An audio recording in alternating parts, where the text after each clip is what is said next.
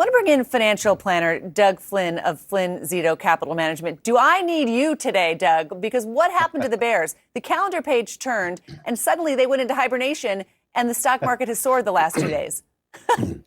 They did for the last 2 days, but I don't know if we've seen the last of them. That's for sure. It's, you tend to have these situations during bear markets where you have these bear market rallies, so to speak, where they bounce up.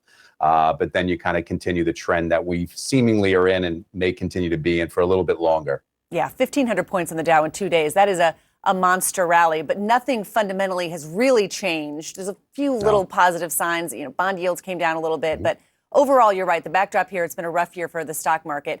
Investors, though, are typically rewarded for buying into a market like this after it's had a kind of slide we've seen this year, right? What are your thoughts on that? Yeah, I mean, there's things you want to do differently during a bear market versus a bull market. I mean, that's the only two types of markets there really are when you think about it. And bull markets, they'll last 6 to 10 years. Bear markets will last 9 to 18 months typically. So, it's horrible when you're going through it, but there are opportunities in there if you have the long view. The problem is if you had short-term money in there or you got greedy when things were really rolling a couple of years ago, that's when you get caught. So those are the tricks. But in this time, there are opportunities. And even with this recent rally off the bottom, we're still below the 20% off of the high. So we're still in the bear market. So we're going to be with that for a couple of months. And we technically haven't even entered a recession yet, which is likely coming too. So you're saying be careful.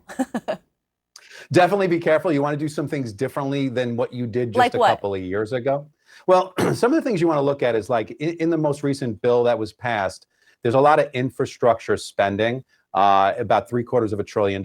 And so infrastructure is the kind of thing that can actually yield you more than the market overall and be a great inflation hedge. And with the multiplier effect of that kind of spending, we might get $4 trillion of enhancement into the economy. So you want to play that. That's one of the key angles that if you're going to be in the market, you might want to do differently than just your pure growth stocks that we all know and love. It's just something a little different that can do well in that kind of environment.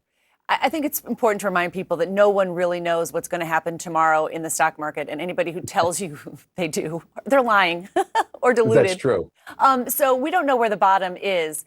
But are we going to get through this period of the Fed raising interest rates again and again and again at some point and get back to a position where we're talking about earnings growth and the stock market going up? Yeah, the problem right now is that we know the Fed's going to continue to raise. And part of the reason why the market bounced a little bit is because they think that they see an end to the Fed raising. So that's what the market's looking for. It's looking for some certainty. It's looking for some good news. And so in reality, we really don't know. We're going to have, 2 more meetings between now and the end of the year, November, December. You might get another 1.25% up. But if the Fed starts to use language like, hey, we're no longer going to be raising. They don't even have to stop raising. They just have to start using those words. You're going to see the market turn around to the positive because now we have a new view and we have some certainty of how it's going to be going forward. Yeah. The certainty right now is this is what we're in. So you kind of have to play in that. But you got to listen to those words and see when they start to change the tone, because then maybe they've hit the point of peak inflation. Look, lumber prices are down about 70%.